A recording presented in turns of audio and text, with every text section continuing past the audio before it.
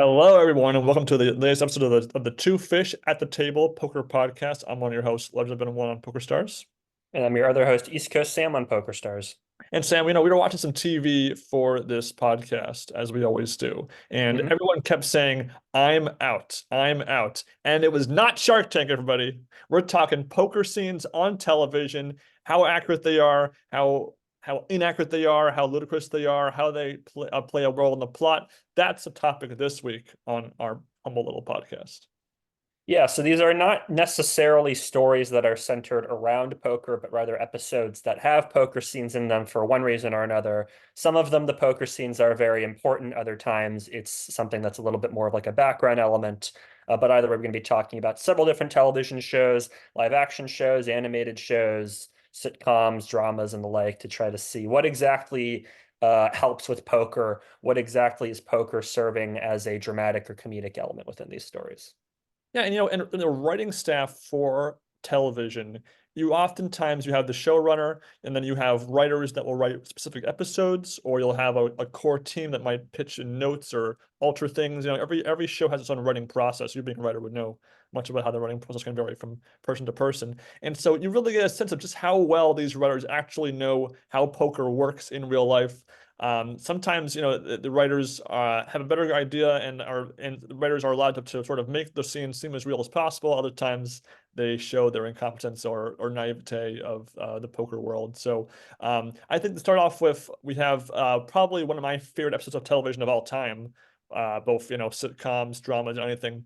We have the season 2 finale of The Office entitled Casino Night, where poker is one of various activities played in the back half of the episode, kind of a set window dressing for the story of the office workers during, again, one of the best seasons of television I've personally ever seen, season 2 of The Office. I love that season. And that we get actually, four solid poker related scenes, which have a little bit of character substantialness to them, and each one is a little bit different, involves two different characters in each scene, so it does have a good variety of character dynamics at work here. Yeah, I mean, this is probably the most famous episode that we're going to be reviewing here today. Probably one of the most acclaimed television episodes of all time, certainly amongst sitcoms, if not just period, including dramas as well. Yeah, I mean, this is both something that you and we've seen many, many times in the past on reruns on Comedy Central. I didn't get to see this live, unfortunately, when this aired. But this was, yeah, I mean, this is a terrific episode of television. And yeah, I do find it interesting how the casino functions, how it builds the different character arcs that are within it, but also just provides a lot of really just like great opportunities for comedy, just with different characters. The Office was in season 2 really great as an ensemble comedy that each character felt different, but also very human. And you get to see, a bunch of different characters in different situations within this casino. They really did a good job just milking this environment for everything that it was worth. I totally agree with everything you just said there. And again, in this episode would have aired in early 2006, so still kind of in that poker boom, golden era range. So you could very easily imagine that the writers had a lot of fun writing poker scenes because it was definitely, even if it wasn't quite the first year or second year after the moneymaker effect, it was still in that window of time where that would have been very relevant. And again, the tournament, the idea is it's Bob Vance of Vance Refrigeration holding this casino night in the Dunder Mifflin warehouse, and the idea being there's blackjack, craps, poker, and I do believe this the central competition of whoever has the most chips at the end is unrelated to the poker tournament that's played. We don't get a sense of how many tables there are, but we do. I think there's at least two tables, if I had to guess, because we see players not at the same table. Um, at the first table shown, which is Michael, with Carol Stills, Toby Flenderson, Kelly, and a few other characters playing in the opening hand after Michael does a little introductory speech with his glow stick. So it's kind of fun. And the action actually begins in this first one with Michael being told by the dealer, four red chips to you. And everyone has a few different colored chips in front of them. We don't know how much they're worth or anything. It's not really the focus, obviously. Under the gun, Michael shoves all in. We actually can kind of see Kelly's cards two seats over. I think she's got a queen there, and I couldn't tell the other card, but I think it was a number card, so it's probably like queen seven or something like that. So an easy fold, obviously. The camera is behind Toby. And that's interesting is that with poker stakes on TV, sometimes we know what the cards are, before the action are one player's cards or another player's cards, and so we get to kind of guess a bit along the way. We see the camera pans to Toby at the start of the hand. He's got two jacks, and he just instantly calls, "I'll call, Michael." Everyone else folds, and Michael sees when Toby flips over his cards. He's just stunned, and he just knocks his cards face down and walks away. Yeah, like the flop isn't dealt or anything. He just sort of Michael just gives a speech and then just sort of walks away. I mean, obviously this is Michael and Toby have been butting heads throughout the entire season. Earlier in this episode, there's obviously that iconic scene where Toby is complaining to Michael about having Boy Scouts of America be in the warehouse, and Michael goes, "Why are you the way that you are? I hate so much about the things you choose to be," which is probably one of the most famous lines in the entire office. So yeah, I mean, it's just kind of nice to see Toby get one over on Michael here. And this scene was supposed to set up Toby having a gambling addiction. There's a confessional moment afterward where Toby's talking to the camera and he's like, "That felt really good. I'm going to chase that feeling." But they dropped that and instead gave that to Kevin, who's another player we'll be talking about in a moment. Yeah, I mean, I guess it's semi-realistic. I don't know. I mean, Michael, given the character dynamics, the action makes sense. But yeah, like Michael just sort of just walking away and leaving without the cards being dealt was always something that bothered me. I mean, it was funny. I try to think about at the time, would calling of jacks like that make sense? And Yeah, I gotta say, from some of the play in '04, like Matthew Hagan and like day one of the '04 main event, I could see someone calling two jacks pre-flop because I guess you assume that if someone has queens or better, they're not just gonna go all in. They're gonna win the blinds probably if they do that. So I guess you can kind of, but then again, Toby knows that Michael's kind of an idiot.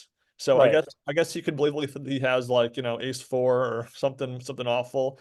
Again, I appreciate that they didn't make it seem like Toby had like just like two aces or two kings, like it was two jacks. They made it a bit more realistic because you're not gonna get ace in the first hand of any tournament usually anyway. And Right. again, there's not much more to the scene besides that Michael and Toby's antagonism will be a recurring thing for the entirety of the show as long as Michael's on the program. And um, it's again, it's a scene to show Michael's foolishness. He's trying to quote Phil Hellmuth incorrectly in a confessional. So again, it's nice to see Hellmuth be inadvertently referenced in a mainstream sitcom at the time. So that's kind of fun.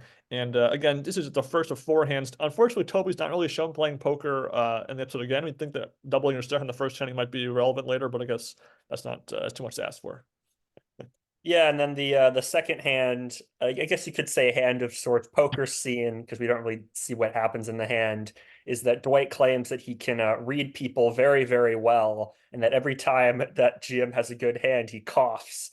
And so we see Jim coughing, and then Dwight gets upset and folds his cards. And then we get a confessional with Jim, which he says, "It's weird. Every single time I cough, Dwight folds," obviously suggesting that he's been faking the tell, which I like as a sort of just parody of poker tells. I mean, we've seen so much media on this, Casino Royale where Lashif has that eye twitch of a tell that it's just kind of nice to just see like a parody of these ridiculous tells and that you can just take advantage of that in order to get one over on your opponent. Yeah, if you notice during that hand of Jim and Dwight, Dwight bets and then Jim raises. Right. And it doesn't actually say raise or the dollar amount. So again, I do feel like in sort of amateur poker characters on fiction, usually when they raise, they say how much they're raising. So I did like that they didn't do that. It's a little bit different. Which leads us to our third scene. Jim is the only character to be in two poker hands in this episode. Jim is playing against Pam, and again, this is sort of the prelude to the tension of the romantic feelings between them, where Pam and Jim are in a hand on the river. River's dealt out. Pam kind of does like a, and then Jim goes, "Yeah, right," as if he's reading her as a fake strong tell, like she's trying to act strong with that. And so Jim makes the call with three nines, and Pam, a slight slow roll, a little bit of a slow roll, turns over straight.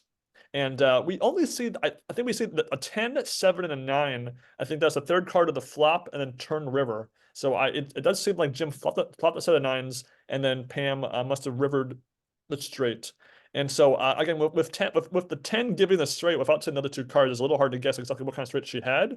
But you would maybe assume that she maybe flopped the straight draw and then got there on the river, because why else would you be in a hand to the river if you didn't have a straight draw on the flop? And because odds are Jim's betting three nines there. But again, it's a pretty brutal cooler, and it didn't seem like Jim had too many chips left, so I think it was kind of priced in the call regardless. But either way, kind of a a cooler, but not too crazy of a cooler, not like second nuts against first nuts. Yeah, and speaking of coolers, our fourth hand, we get a little sort of prelude to the hand where Kevin reveals that he is actually a bracelet winner at the World Series of Poker in a fictitious event, but still, he goes all in with three queens, and Phyllis turns over her hand, thinking that she just had, I think it was an ace, but then it turns out that she actually has a flush with all of the clovers, i.e., clubs. And then Kevin's clearly disappointed, and he turns to the camera. Well, he does a confessional and says that he sucks. With both the Jim and Pam hand and this hand, like we don't have all the action. We don't quite know what the denominations are. We don't quite know all that, but it does feel realistic. I mean, it would make sense that Kevin would go all in with three queens, and then Phyllis would call with a flush because she's a totally amateur. She doesn't know what's going on. And her husband is, or her boyfriend at the time is, running this whole casino, so she's kind of just going along with it. It felt realistic enough, even though I, obviously as a poker fan would have liked to have seen like what exactly the bets were beforehand. Well, and also we can see the board by the end because the six of clubs is the river. So river for Phyllis, rivers the flush, but the board the game was there was a 6, 5, and 3 of clubs, and then Jack Queen. And Kevin had two queens, but no queen of clubs, so we didn't have the blocker to the flush there. So and again, when you have top sets and then the river completes flushes and straights, I mean, I understand you can't assume that they have, the flush every time. You have to assume. But then the problem is, what is she calling you with? If this was a non-amateur, of course, if as being an amateur, she was just calling up any two cards, she could have had like a napkin and a coaster, and she would have called clearly. But and she has the ace of clubs, and doesn't know what a flush is. She doesn't know what hand means what. So again, it's impossible when you're not an amateur to sort of use that when an amateur will call you with not knowing what they have or with anything. So again, it's kind of an unlucky spot for Kevin, obviously, but I'm not sure I would shove all in for look like a pretty sizable amount on the river when maybe just bet pretty big and not all in, maybe all but one chip, and then you're still in. I mean, I don't know. Some players would do that probably. Yeah, again, we don't really know what the bet sizes are, so we're not sure how much is in the pot. When he goes all in, is he making a pot size bet, less than pot, what have you? So, this obviously again, the poker is just a function here as sort of comedic opportunities and character moments, which I think it does a very good job of doing. I mean, you learn more Absolutely. about these characters through each of these hands. And Kevin's all bummed out, but luckily his band Scrantonicity gets hired to do the what is another just sort of funny scene. And then along the way, like amongst all these scenes, there's just all sorts of different stuff going on. There's Creed stealing chips off of tables.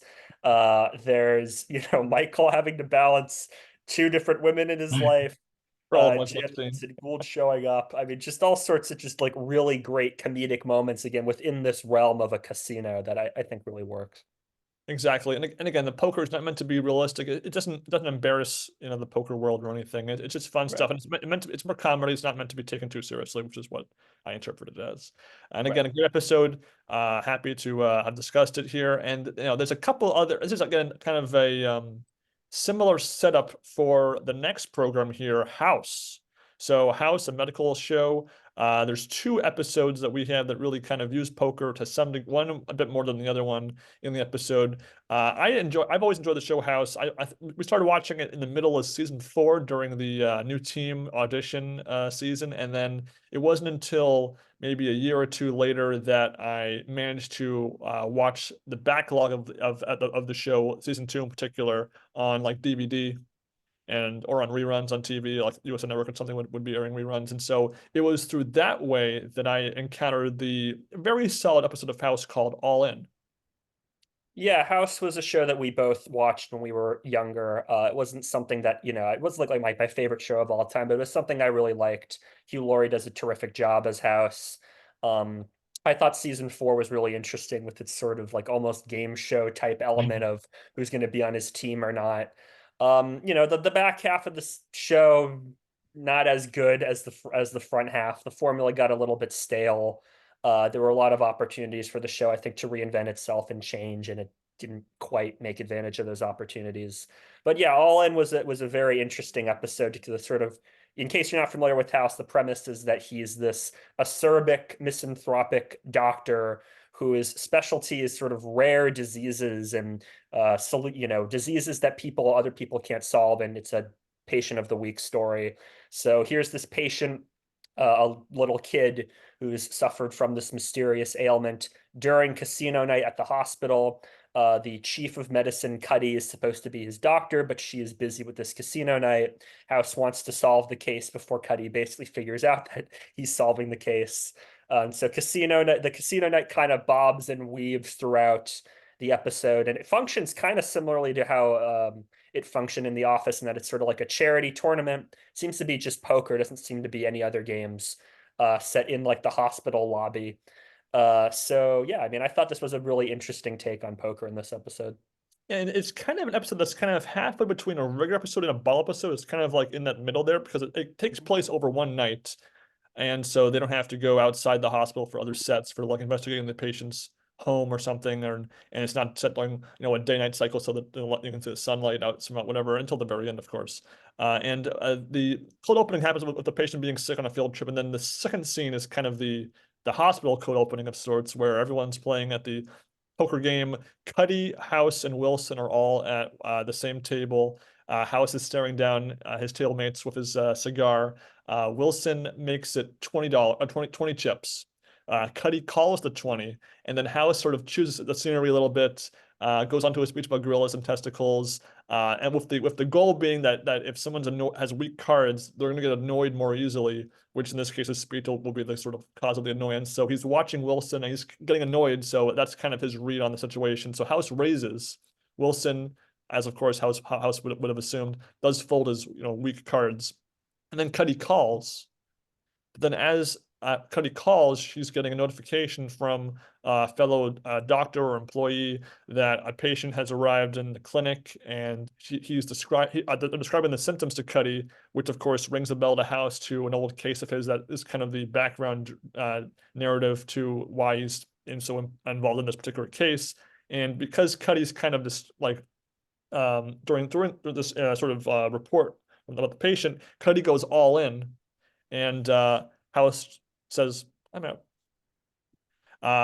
Cuddy turns over 5-3, stone cold bluff. As House is walking away, Wilson looks at his whole cards and sees two aces. So House's interest in this case trumps the interest in the hand, because this is a decade-long sort of medical grudge of sorts for House trying to solve this case, which is meant to symbolize that he'll throw away pocket aces and a guaranteed win if he, which is what the script said. I looked it up. If he, was willing to leave the table. So let's stop there right there. Sorry, monologue over. So Cuddy went all in on the flop. So technically, two aces is not like a guaranteed win. I mean, it could be a 5-3-3 flop for all we know. It would have made more sense for that scene, just slightly bit more sense, if Cuddy had re-raised instead of calling House's raise pre-flop and then House had folded. Because that small detail, I mean, most people might not have noticed it, but that small detail kind of doesn't ruin the scene, but it just kind of like a poker logic thing didn't quite work. Yeah, as mentioned under the Office scenes, we don't know what the bet sizes are. Well, Wilson says he bets 20. I don't know if that's a min bet. I don't know what the blinds are. We don't know how much money is in the pot. We don't know how many chips each player has. So again, the poker is really just supposed to function as, like Ben said, House being so caught up in the case that he has to go. But I also say, like, if you didn't know what House was, if you've never seen an episode before and you just watch this scene, like, it gives you a pretty good sense of who House is as a person, what his dynamic is with Wilson and Cuddy, how Cuddy thinks about cases and things like that. So it's like a pretty good sort of just little microcosm of who these three characters are. And it's like an entertaining scene. I mean, just hearing House just ramble on and on about all this stuff, and you're wondering like what exactly the logic is. House has to be doing this for a reason, and you realize, oh, it's supposed to be trying to get reads on his opponents there. It's a funny little scene.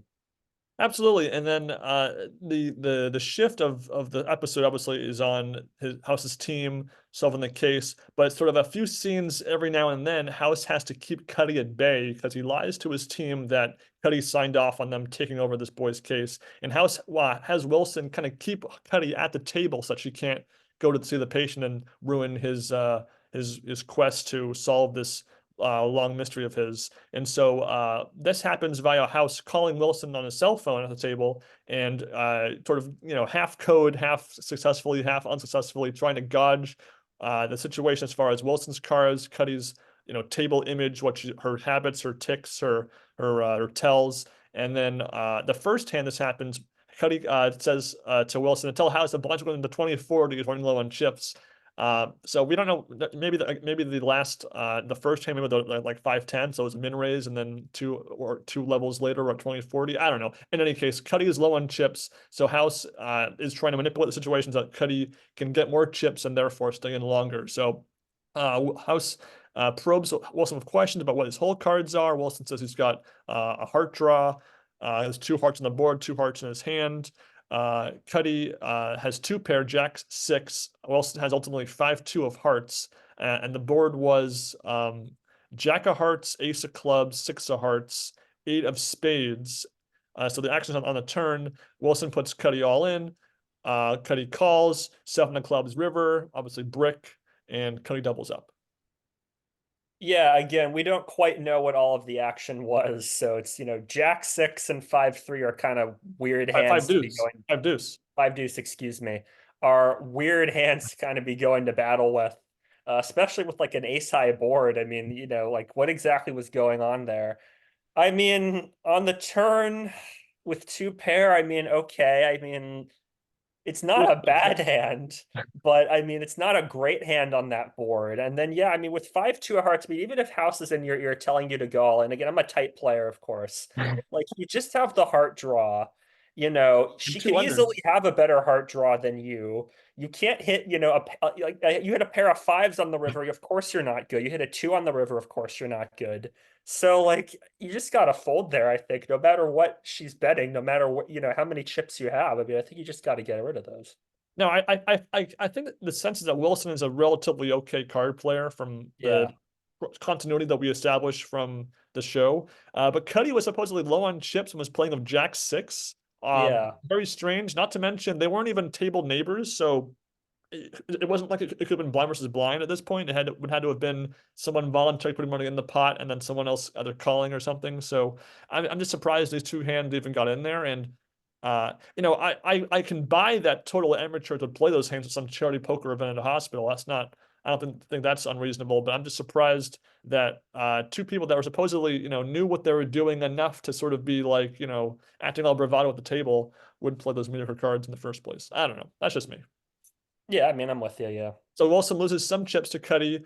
Obviously, if you have two pair and you have low on chips, you kind of got to go with it. Otherwise, you're kind of priced in at that point. So I guess that's fine. So House calls in to check in on Wilson again a few scenes later. Again, still trying to stall Cuddy.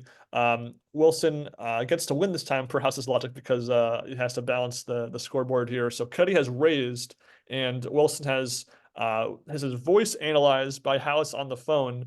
House reaching for pocket nines, and Wilson's like, you like have a camera on my card or something like that. So that's pretty funny.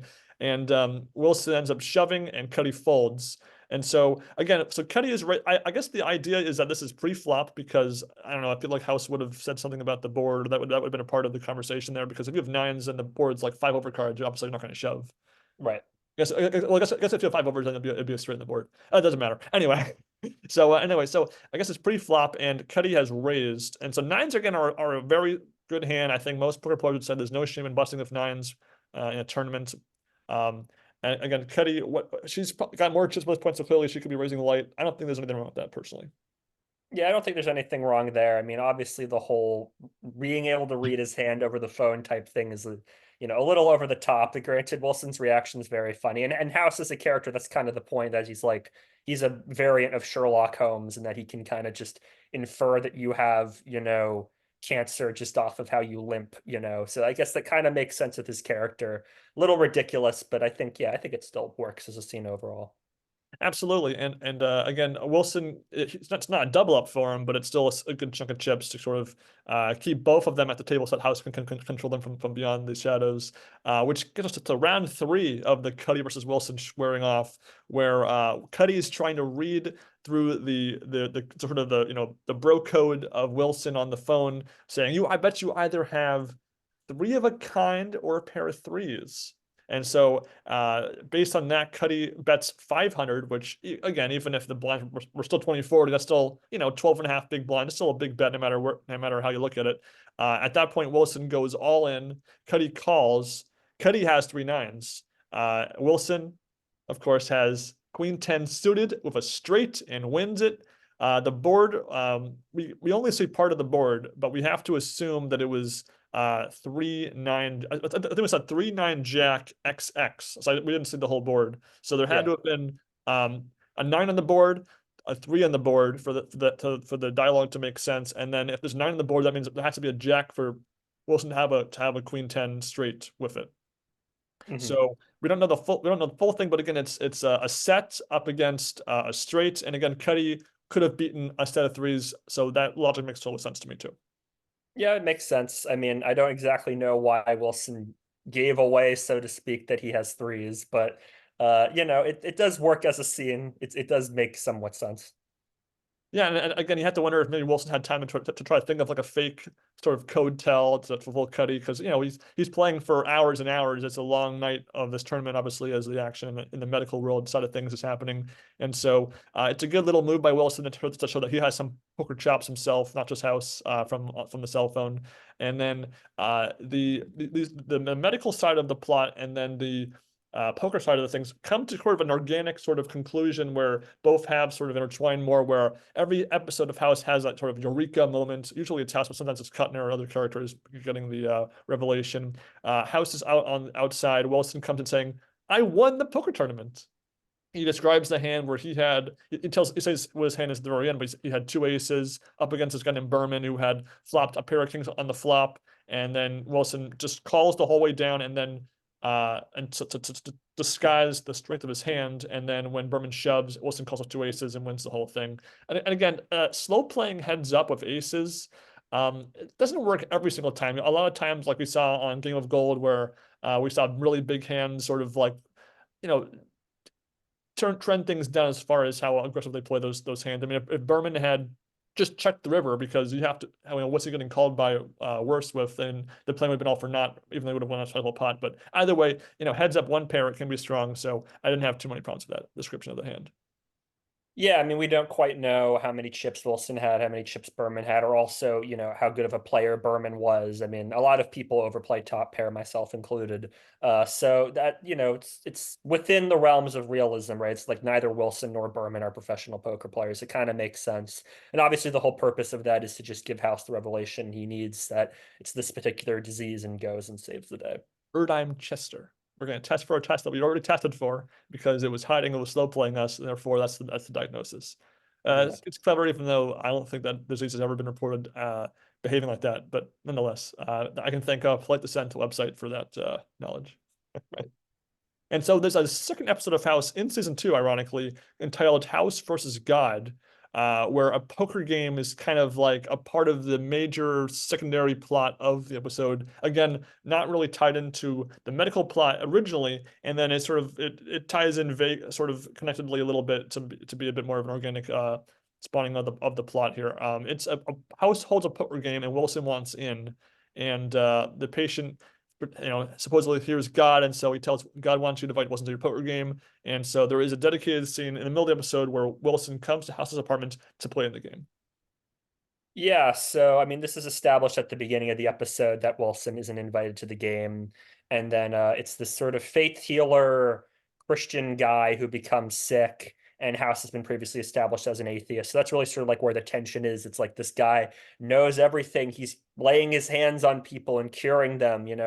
House's sensibilities are being defied. Um, so the poker scene really again serves to kind of bring that to a head, give House the sort of, again, more information he needs to sort of solve the story, but also give some comedic opportunities. And again, House and Wilson sort of have this, they're best friends with each other, but they also just like banter and bicker all the time. And we see a lot of that within the scene itself. Exactly. And so Wilson walks in with pretzels as promised, and what appears to be a 7 card stud game, which I was a little surprised by, because Yeah. it's actually not the only show that uses 7 card stud as the poker night game variant. Although Right. I'm just surprised because it's an odd choice, I feel like, for a cash game, because limits, I feel like No Limit is should for like a bunch of guys with beers hanging around. I feel like No Limit's a more standard game, but I guess to each their own. It's House's game. You can House's house. You can pick what game he wants. And so as Wilson walks in, House saying Kings on nines, which again, two pair and studs are very strong hand. Kings up, always totally believable. House then goes around the table and says everyone's names to Wilson. Guy from bus stop, dry cleaner, tax accountant. I also really like how this scene starts. Like, there's this sort of montage of everybody on House's team, like thinking, like, what should we do about this case? And you see Foreman, another guy in his team, like at this table that's just full of papers, like just all these papers scattered across. And it cuts to House, and you're thinking, like, oh, what's House thinking about? And he's at the poker game. I just love that as like a way of transitioning into the scene. And there's really only kind of two hands of sorts shown in our mix in these little poker moments. The first one being a hand where House has raised, Wilson re-raises, House folds, and so the table just assumes, oh, he's bluffing, so we'll get the better from today. He's just bluffing today. And again, in stud, you can raise, fold to a re-raise, and still not be bluffing. I think that's kind of a cliche. If someone raises and folds, there must be bluffing. Sometimes, especially in stud, you can see what some of your opponent's cards on the table. Literally, you're just gonna fold if you realize that they have you beat. I don't know, a little bit of a cliche. Yeah, exactly. I'm again not a stud expert. It's again lower on my experience of all the games, but nonetheless. And then there's one more hand where House bets. One guy at the table calls. We actually see some of House's up cards in stud. He's got multiple low clubs. So again, a straight flush is within the realm of possibility for those arrangements of cards. Wilson kind of makes implication that, oh, we can have a straight flush, so I'm gonna fold. Everyone else folds around the table, so House only gets one caller when he turns over his straight flush on. It's on 7th Street too, so he says he completely only wins $9 from a straight flush. So this is again probably the most egregious poker thing of the entirety of House here. Is in stud, usually you have an ante, then you have a bring in, and then you have obviously bets along the way. And so I don't know what stakes they're playing. I guess that could be a thing. If they're playing like 2 and 5 cents, then $9 is a pretty big pot, I guess. I don't know.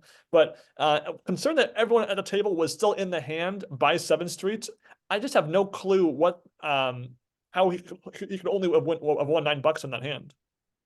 Yeah, I don't get it either. I mean, they just don't explain what the stakes are. They don't really show what the bets are like. So we just don't really know. They clearly just picked like $9 out of the top of their head to just have this humorous ending to the scene and didn't really think that through. Especially since if you have a straight flush draw instead, you're usually going to bet it on 5th Street, 6th Street, whatever. And so you would think that there'd be a pretty good pot. Now, again, we don't if the limits are like 25 cent, please sell like a 25 cent ante, then I get you're winning a good number of big bets there. So I don't know. Again, with limits, it's kind of hard to get too big a pot because everyone has to re-raise you and re-raise for the pot to really build up. But nonetheless, again, it was probably a scene where the naivete of the writer didn't quite know how to sell the poker side of things. When again, it's again not important for the whole episode, but it's just again for us. That's the idea of this episode here is to analyze when the poker and the writing goes wrong. Yeah, and then meanwhile, like House is on the phone in the middle of the hand talking to his teammate Chase, who's over at the patient's house trying to kind of get clues. So I understand like this scene's got a lot going on in it. You've got obviously the poker hand and the banter between House and Wilson, as well as that element. So, adding all these details about bet sizes and whatever, I understand that might just be too much information for the audience, but just little things like this that show authenticity and accuracy to the rules, I think do go a long way. And it would have been nice to have had those details in there.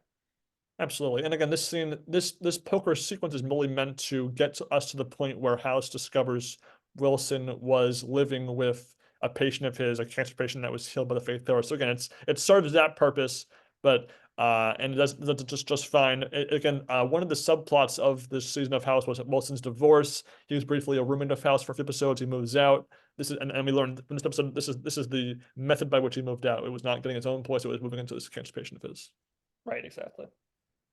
So again, that's two different shows that have sort of poker tournaments using Texas Hold'em as their framing device. And so there's one other television show that does have a poker tournament be the purpose of or the method of poker shown on display, and that would be Futurama, the fourth movie, season 5 movie called Into the Wild Green Yonder.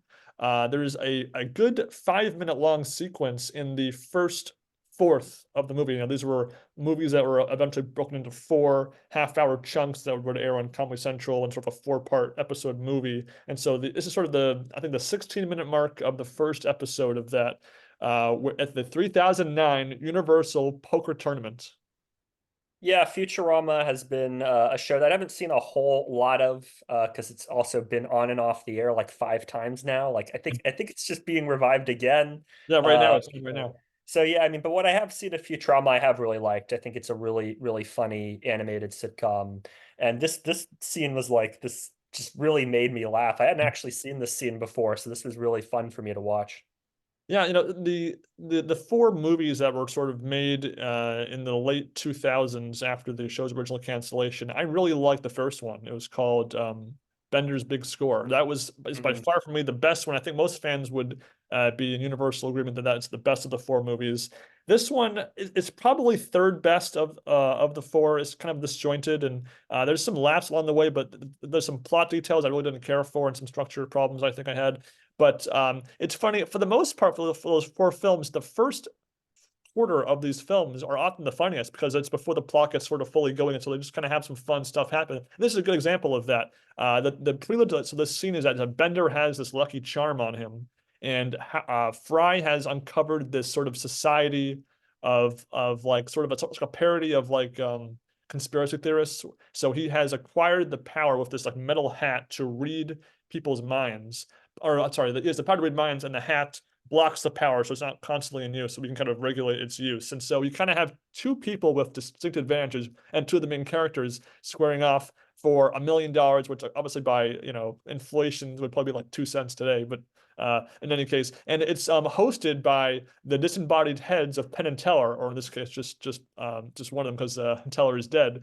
And it kind of does, at least for the first little bit, have a fairly accurate depiction of what at the time, this is again like the mid to late 2000s, what a poker broadcast would look like. We have people's names on the screen, and the cards are up there. We have also like a hand a hand title card, like they're numbered, kind of like in some of the poker superstars, like PCA later broadcasts, where they have like the hand number, a hand count in the top corner.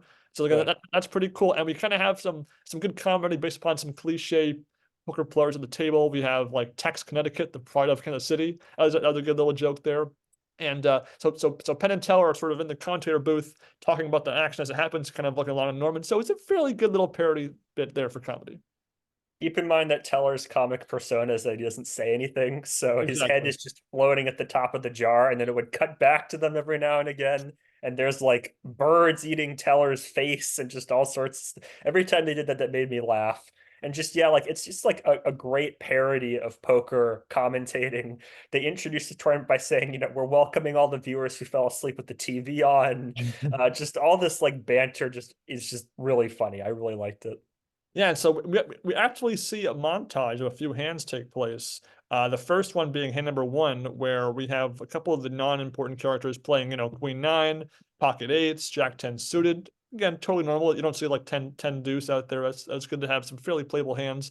Bender gets 2 aces, of course, it's Captain Luck, and then raises. And then Fry with his 2 kings is obviously not too thrilled. Oh, he's happy to learn that with his hat that Bender has 2 aces, therefore he can make the correct fold. And the joke being that the teller Penn accidentally reveals that Fry or that Bender has aces, and that Fry made a great fold of 2 kings. So the booth is literally like 20 feet from the table, so they can all hear them. So it's a good little joke because normally, we think of Lon and Norman, this sequestered dark room, watching on, prompters or whatever. So again, a little twist on the how that would work in real life.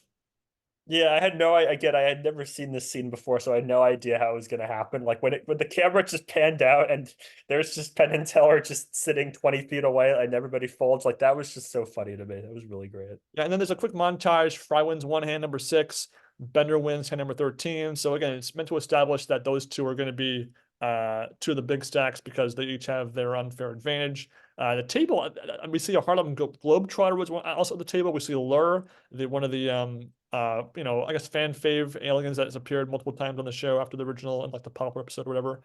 There's a robot called Smiley Smith, and then Boobs Vanderbilt at the table. So again, a little sexist, but also kind of funny because it is again fairly accurate to how again like someone like Miami and Tilt would be depicted on at a poker game. And then hand number 79, we see Lur shove, and then Fry reads him as weak because he uses his abilities to read his hand. They turn the cards over. We see 10-8 against 5-3. But again, the board's not showing, so we don't know if that was true, like a 10 high call against a 5 high call, or was a pair of tens against, a pair of threes. We don't know. But again, Fry's cards are higher, so we're meant to assume from that, okay, that's why he called. Yeah, this like the whole scene, it's like you see this, big tough alien, and then he, lifts his hat, and then he realized that he's just wimpy, and he just wants to make his dad proud, which is, just it's sort of a classic comedy thing. It's something I've seen before, but it's still kind of funny in just terms of the execution.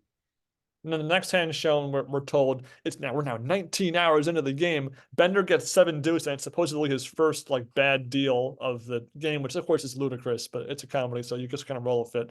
Yeah. He goes all in and he shows it, saying, "Oh, this is a good hand," because he's just kind of flexing his good fortune by this point. And we see the flop run out. It's like Ace Queen A or something like that. Yeah. Two players are then all of a sudden killed by the ceiling collapsing by a falling like in dodgeball when Patch Houlihan gets crushed by the luck of the Irish, and so there's an ace and a jack on the on the thing that falls, and so the dealer says 21, you win. And so I wonder if is someone's hand declared dead if they die also? I guess it's kind of a fun little pun on the word dead there. Yeah, and also just that it's the ace and the jack falls, and it's blackjack at a casino at a poker tournament. It's just sort of like just a nice little moment of slapstick to come out of nowhere. It's just good. Exactly, and again, I with that, we're now heads up for the $1 million top prize, which again is pretty small for a poker tournament. Although, and I wonder if Right. only 8 players, I guess, were they all putting up $125,000 to buy in? Like, we don't know how that was supposed to work, unless it's just like a sponsored event, the free roll or something like that. In which case, you'd probably have more than 8 players. So it's Fry against Bender. And it's kind of funny. It kind of seemed like Fry had more chips if you looked at his chip stacks against Bender in the final hand there. So I'm Yeah. surprised that when they go all in and Fry loses, that he just loses. Bender shoves his 2 cards without looking, and because of that, Fry can't read his hand, so it's kind of like a reverse double bluff sort of. But the problem is that we later see that Fry's hands is ace ace. So I mean, what are you going to fold aces there? I don't understand. And then the board gets run out after Fry eventually calls, and the board is king king ace king ace, and so Fry has 4 aces in the nuts, or so you would think. Bender turns over 1 king, and then a coaster called the King of Beers that has a king on it. So he has 5 kings, therefore he wins. Therefore his luck actually beats the nuts, and that's sort of meant to be this ludicrous. He stands laughing because it's so ludicrous. That's meant to be the climax of this sequence here, is that Bender wins at 5 kings. Yeah, I love this whole scene. This is just so great. Like just the way it's set up, just Bender just completely apathetic as far as trying to read him. And then I'm like, okay, like where could this possibly go? Like who's actually gonna win this? And then just to have the coaster just pulled out of nowhere. It's just funny to me. And again, with especially Futurama, they're meant to known to do a lot of parodies, allusions, references, and stuff. You can't take any of this seriously. It's all meant to be in good Yeah. fun, there's some good poker specific jokes. There's a few character moments. Fry being a nervous kind of guy, Bender being a cocky, arrogant sort of person. It's all in character. It's all very fun. And had this movie had a few more fun bits like this, or even gone a bit more into the poker scene, I would have liked it even more. But again, it's a very fun 5 minute sequence that I can't recall if there's any like the Simpsons scenes that have poker in them like this. I would be surprised because Matt Groening is a part of both shows, and that he tries to hopefully not copy himself too much, but nonetheless, it's a fun thing. And it was a much better depiction of poker, if you ask me, than the other scene of poker in Futurama. A much smaller scene, only about 2 minutes long. Season 2, episode 14, where they're just playing like 5 card draw. You have Bender and a bunch of other characters. And it's kind of funny. Bender again is kind of the main driving force of cheating or winning in both of these scenes here. He has his lucky shades, which he can see through the cards with, And with everyone at the table, you can obviously see what they got. Zoidberg is kind of the show's sort of butt monkey of sorts. So Right. he's shown losing it first, and then he shows he has three queens, a king, and a 10. But he describes it as three ladies, like a male and like I forget what, a guy doing surgery on himself, and a 10. And then Bender, first he scans the whole table, nothing, nothing. Then shows his three aces, which doesn't make sense. Either you're in the hand or not, so it wouldn't really matter. You're playing your cards because you have to, win the pot, table your hand. But again, 5 card draw. Again, probably the most cliche, like really of Texas Hold'em and 5 card draw and 7 card sub. Of those three, I feel like 5 card draw is kind of labeled as sort of the cliche poker form if you didn't know any better. And this again does show 5 card draw. Yeah, I mean, 5 card draw was sort of the like original poker, the dead man's hand. That was sort of what poker was Yeah. before a Texas Hold'em came around. So I don't necessarily blame him for doing this. Yeah, this scene's pretty quick. Obviously, the whole joke is that Bender's has his X-ray glasses, is able to see everybody, and can also like see into their bodies and see what organs they have. So it's during the scene where he's sort of looking around the table and reading everybody's cards, like you can see their organs, and it cuts to Zoidberg, and he's got like all these like weird organs in it, which I thought was kind of funny. I also like how he puts the cards in his mouth and he shuffles them and then kind of spits them out into the table. I thought that was sort of a good visual gag. Yeah, it's a nice little scene. Yeah, it is. And again, Bender is just a very funny character. There are a few episodes where he's like the main character that I don't think are after all that good in the show. But when he's sort of a supporting character in the background, sort of like playing second or third fiddle, he's just a great character. And again, Joe DiMaggio, the voice actor, does a fantastic job. I'm very happy that he did fight for his money when they redid his contract for the Hulu revival of Futurama. And he also did a great performance in this on this Wii game. I forget. Oh my God, what was it called? It was like this bloody Wii game that he did with Greg Proops. That just a great voice actor. So shout out to him for his body of work there. Yeah. And I think that just leaves one more show on our list. Oh, no, sorry, that's really much. Sorry, one second. Sorry. The next show is Curb Your Enthusiasm. Uh, again, Curb Your Enthusiasm show recently ended. Great show. We're big fans. Yeah. It's Larry David, just kind of your average rich Jewish male who has poker nights, has friends, they play cards. There's 2 episodes that we can discuss here, both of which are end with poker, something that Larry does, ultimately blowing up the game and everyone leaving in a huff, which is pretty funny symmetry there. The first one is from season 2, in the middle of a story arc where Larry's trying to have a next new show with Julia Louis-Dreyfus of Seinfeld fame. In this episode, it's sort of like a couple's poker night, and I get the sense that the game might be a rotating game because they discuss what's the game now. They say the game is guts. Whoever 2 cards guts, whoever drops out must match the pot. And this is kind of prone to the cliche lines of "I'm in, I'm out," something that doesn't really get said really at all in modern poker nowadays. Yeah, I mean, you just say I call, I fold, or if you say anything at all, Exactly. which is it's forgivable here. Again, it's a bunch of amateurs. You do get the sense that this is sort of like a regular poker night, but everybody's just kind of, everybody's a rich Hollywood millionaire. Julia Louis-Dreyfus is worth a lot of money. Larry David is worth, like 9 figures. They're just kind of, just playing and just going along with it. So it's okay. I mean, we do hear there was $800 in the pot. We again don't quite know what exactly the bet sizes were, what the blinds were. I'm not too familiar with guts as a game, so I don't quite know what the rules are. I think you just keep betting until you leave, depending on how your cards are. So I mean, again, the whole point of the scene is, as Ben mentioned, that Larry does something very out of line and causes the game to break up, and then that scene sets the stage for the rest of the episode. And because it's never over in Curb, always just one of Larry's faux pas leads into another one, leads into another one. Exactly. And guts, we saw, I think in Lucky Year, right? That's the game they played in the diner, right? Oh, yeah, I think so. I don't remember. I think the idea is you get a couple cards, and then Hmm. you're in or out, and then you get, if you're both still in, you put more money in, and then you get more cards, and then the idea is that until basically you can't make the best hand by the end of the card dealing out. So you want to get out of the like if I have a 2 and a 9, and you I read you on 2 jacks, it's gonna be very hard for me to with 5 cards to beat that. So you'd want to fold earlier in the hand. So you'd say I'm out as early as possible Mhm. versus waiting till later in the hand. And so in this situation here, though, there's about $800 in the pot, I guess. Julia says she's in, and it folds around the table all the way around so that when it folds back to her, she just takes the pot and she says, "I had a 10 and a 6." Which again is pretty bad in any game of poker. It doesn't matter what version of poker you're playing. And so everyone says, "Oh, I didn't have anything. I wish I could have played." And then Larry goes over to this one guy and says, "Oh, what did you have?" And he said, "I had an ace, and I think it was like an ace five. I think you can see the other card was like a five. It was some Yeah. low card." So and again, Larry like calls him up, like, "Oh my God, you had an ace! How could you do that? And then calls him the C word. Yeah, and everybody else at the table is like, "Oh my God, you should have gone in with that hand." And then when Larry says that, it just gets dead silent.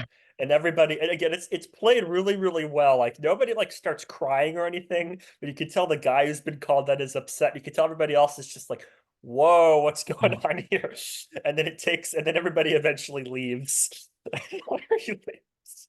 Yeah, it's probably the only poker scene that's played for cringe like this strongly. Like you could say you could maybe cringe at Michael folding Toby, but as far as Right. like pure cringe comedy, this is probably as good as it gets for poker scenes. Yeah, to me, like the funniest line in the whole scene is it's Larry and his wife Cheryl are outside. They're going to the car, and Cheryl's, of course, calling Larry out. And then Larry goes, "Maybe in retrospect, I should have called him the P word instead of the C word.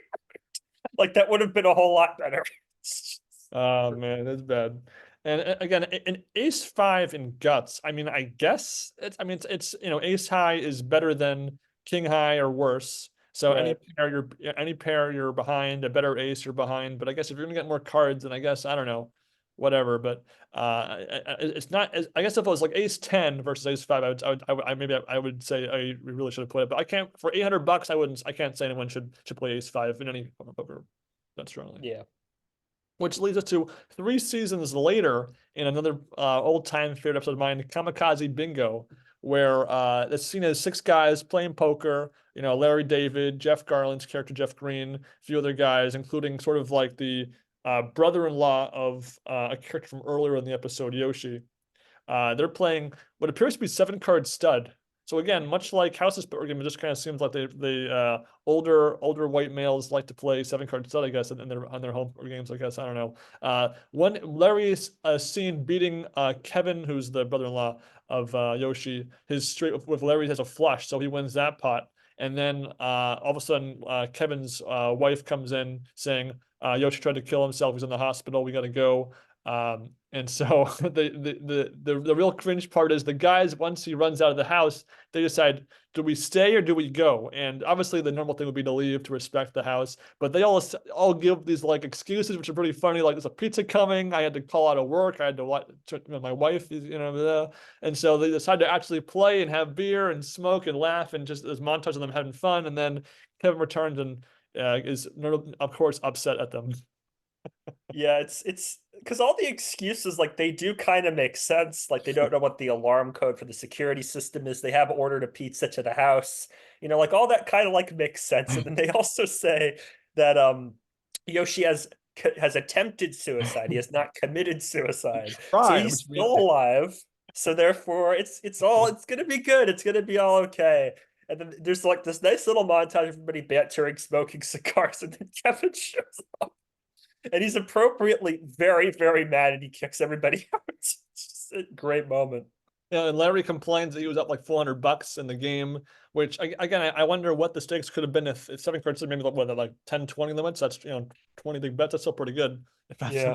Either way, so that obviously is meant to be just sort of this scene that leads us to a later bingo scene where Larry agrees to play bingo against Kevin, and if he wins, he'll get the $400 that he was supposedly up. Even though, of course, Larry needs that money so badly, being almost a billionaire.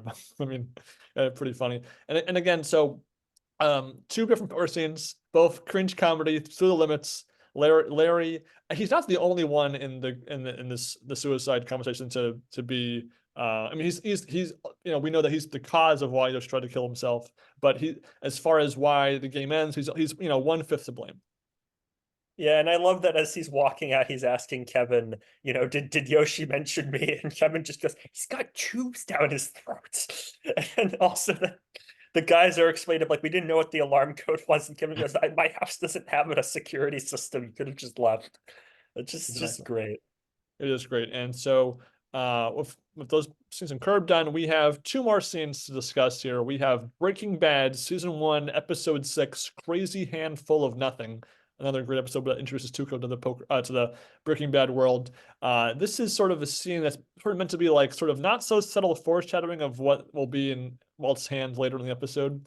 It's a kind of a friendly family poker game. Hank, Marie, Walt, Skyler, and Walter Jr. or Flynn are playing with sort of like cliche like red, blue, and white chips that you could find like Target for like $4. I remember Cape Cod having chips kind of like that. They're Yep. just playing, and again, for a show with as good writing as Breaking Bad and Better Call Saul, this is probably one of the in just from if you really focusing on what they're doing at the poker game, it's probably one of the worst written scenes of the whole show. Yeah, I mean, the scene in terms of the other aspects, like in terms of the acting, in terms of all that, like it's a very well done scene. We get some, character development with Hank, we get some character development with Walt. But yeah, in terms of just the mechanics of the poker, this might be the worst scene out of all the ones that we've reviewed. Um, doesn't make any sense. Like really, I mean, the fact that the only thing that really seems to be accurate is that they all have hole cards. That's about it. Yeah, so I'll just break down the bit here. So we see the flop is 6, 3, 8 of hearts, and then the ace of clubs is the turn. So it checks to Marie, who bets 10 million, which I kind of like how they just added, million to the denomination of what the chips are using. 'Cause, we joke that we'll play like, oh, blues are 100, reds are 500. So okay, 1 and 5. Okay, moving on. What's next? And then Hank actually corrects Marie to what the chips are worth, but the bet number still counts. So Walt calls, Hank calls. The river is the ace of hearts. Now you have a paired board and 4 hearts. Walter Jr., who didn't even call the bet for Marie, says, "I got nothing. I'm out." Skyra says, "I'm out." And then Marie, I guess, folds so she doesn't do anything. So we'll stop right there. First of all, we didn't see them actually call Marie's bet. That's strike one.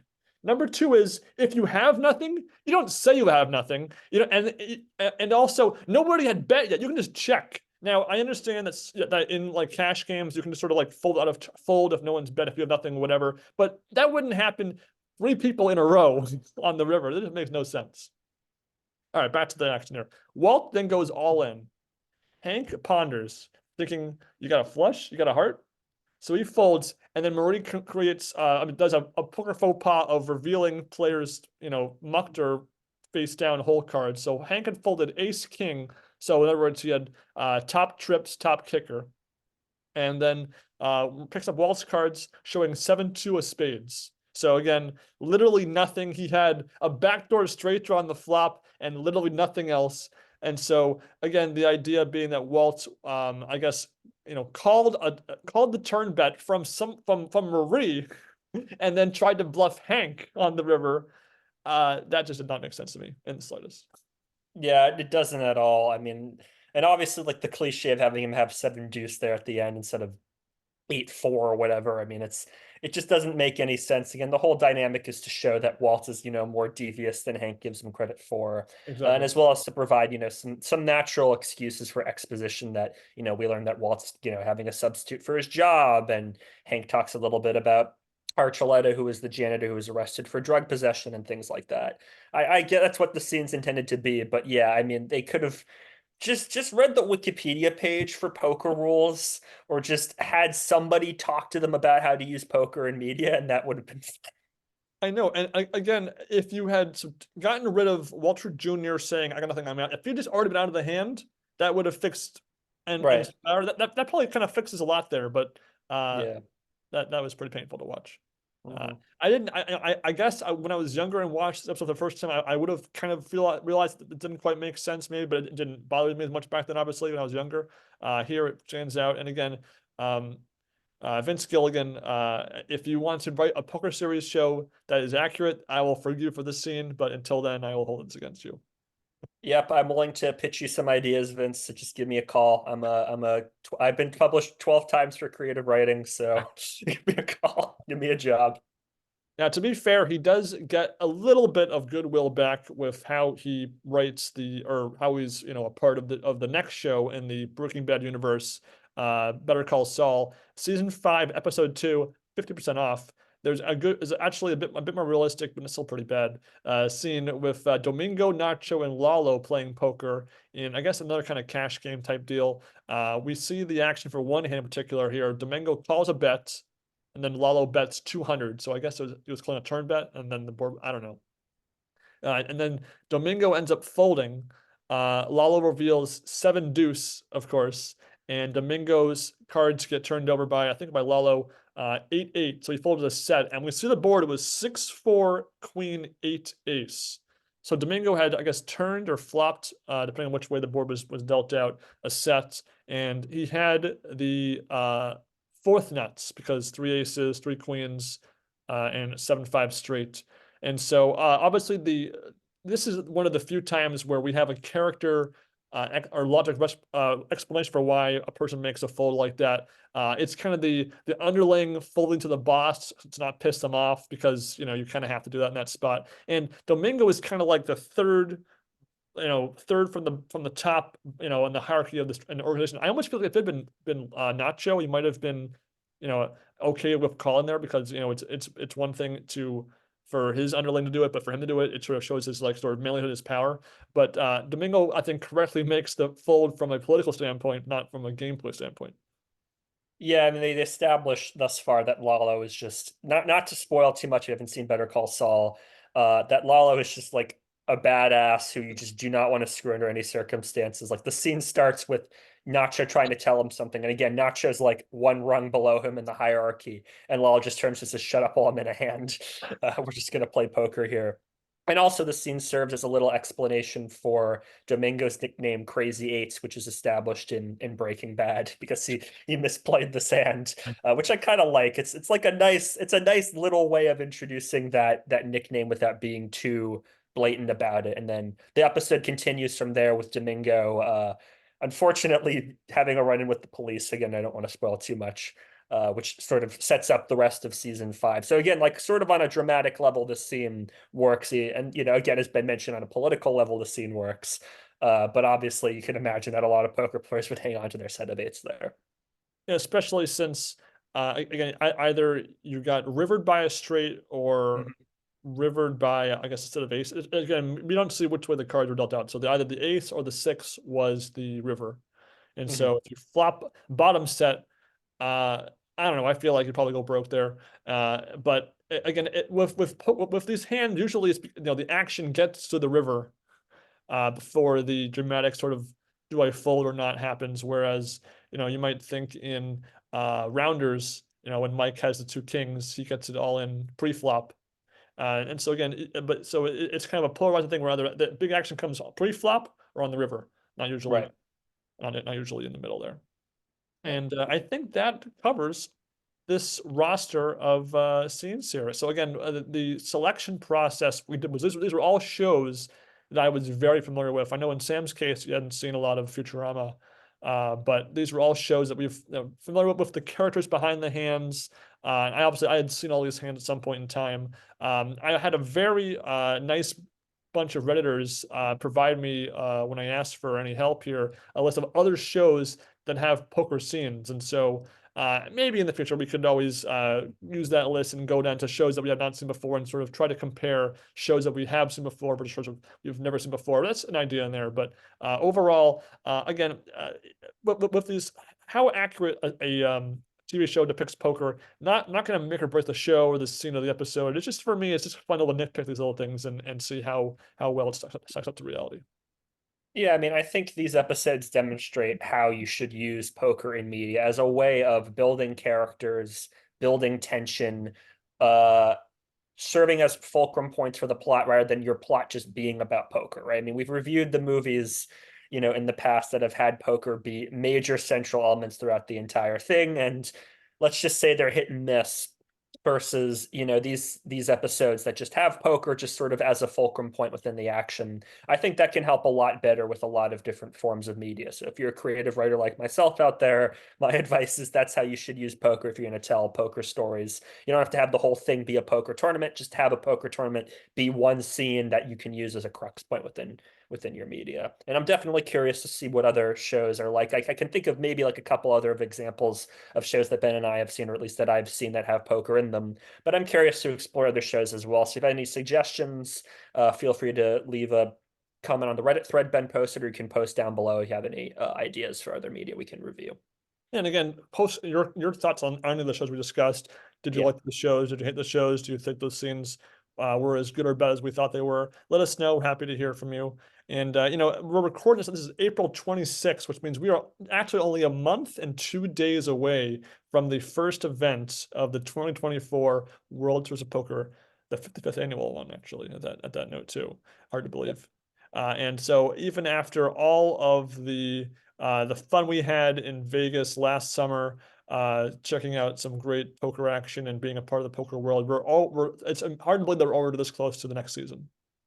Yeah, so they've released the schedule, so we know what sort of events are going on. There's a bunch of new events. There's the Seniors High Roller No Limit event, which should be interesting. The Poker News Deep Stack Championship No Limit Hold'em event, Pot Limit Omaha Double Board Bomb Pot Eight-handed event. Just sort of reading these off the list here. Yeah, and then obviously the main event. There's going to be a $1,000 No Limit Hold'em tournament during the main event. So that's kind of interesting. With $20,000 starting stack, which is pretty good.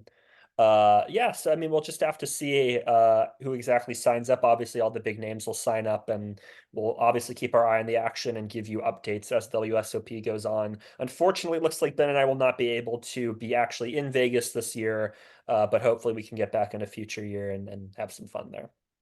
Yeah, Adam Grosek does not appear to be playing the main event this year, which was kind of a big driving force for us being there.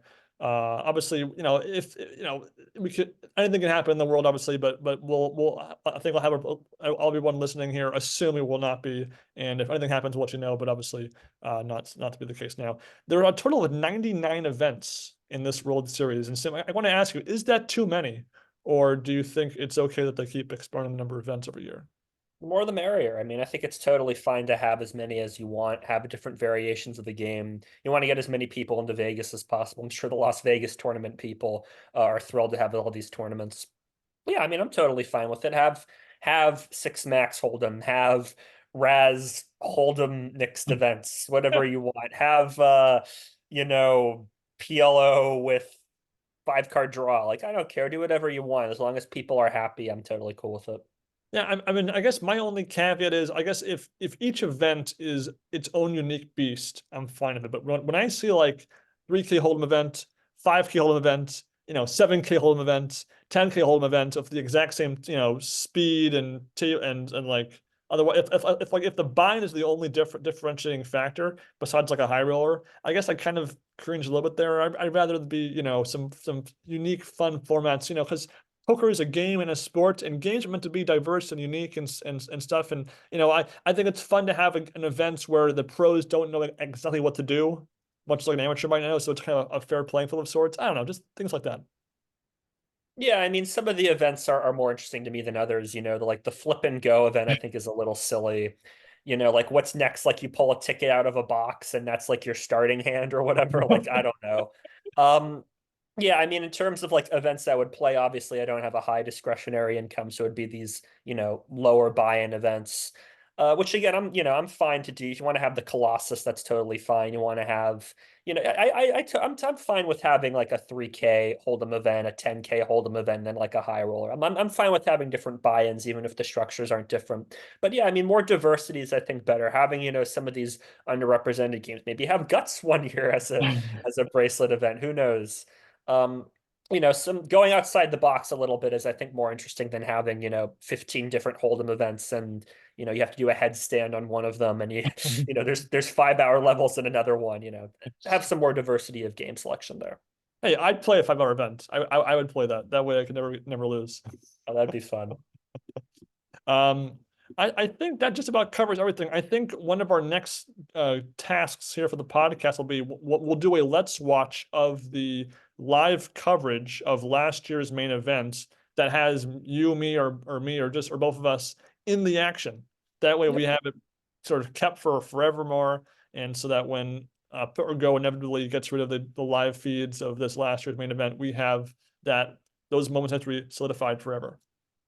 Yeah, I mean, I watched the Sam Soverel heads up tournament without you because you weren't there at the time. Like you can see my hands, I think. I don't think you can see my body, but yeah, we were both on camera. They cut very briefly the two of us standing there, just kind of out of nowhere. Like barely did that during the coverage. It just so happened that we were both there, clearly because they want to promote the podcast. And then, of Exactly. course, your conversation with Daniel Negreanu was captured very faintly in the background on I audio, can which hear I it. think is really cool. You can hear it. Again, it's very hard to hear because the commentators are talking, but you can hear Ben talk to Daniel Legrand about the podcast. So yeah, we'll try to get that for you as soon as we can. And then there's also the day 2 and day 3 main table coverage where I'm watching. So that's during the Helmuth Rigby confrontation and then the Doug Polk on day 3 towards the end that I'm also visible there. So we'll try to get that all ready to go, timestamp so that we can pull it up, record it, we can even discuss a little bit about it, and then that will be forever memorialized on YouTube. Yeah, absolutely. But I think that about covers this episode, guys. And thank you for watching, for listening. And until next time, guys, enjoy your poker, enjoy your TV, enjoy your poker on TV Don't have a handful of nothing. or Bye crazy. bye. Bye.